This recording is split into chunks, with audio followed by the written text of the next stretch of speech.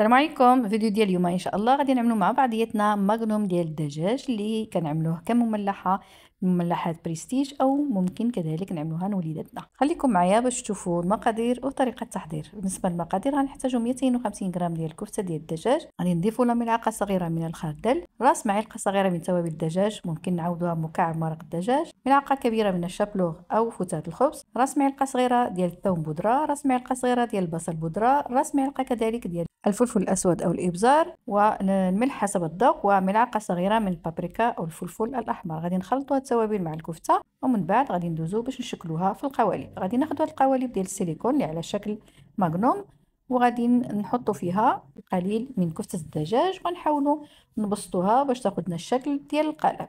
من بعد ملي غادي نكملو غادي نغطيو القالب ببلاستيك غذائي وغادي ناخدو هاد الاعواد ديال الماغنوم اللي غادي نفزكوها او غادي نرطبوها في الماء تقريبا واحد الساعه المكانه باش ما كيتحرقولناش اثناء القلي. من بعد غادي نوضعوها في المكان ديالها.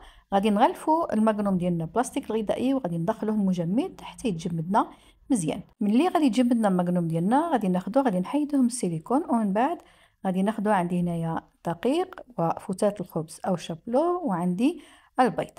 اولا غادي نفندو الماغنوم ديالنا في الدقيق ومن بعد غادي نوضعوه في البيض ومن بعد في الشابلو. ممكن نعاودوا هاد الطريقه مرتين باش كتجينا الطبقه ديال الماغنوم غليظه وكيجي الشكل ديالها انيق. غادي نقليوهم في الزيت، غادي نقلبوهم باش يتحمروا لنا من جميع الاتجاهات، وهكذا كيكون الماغنوم ديالنا واجد. وبالصحه والراحه، ما تنسونيش من اللايكات ديالكم ونتلاقاو في فيديو جاي.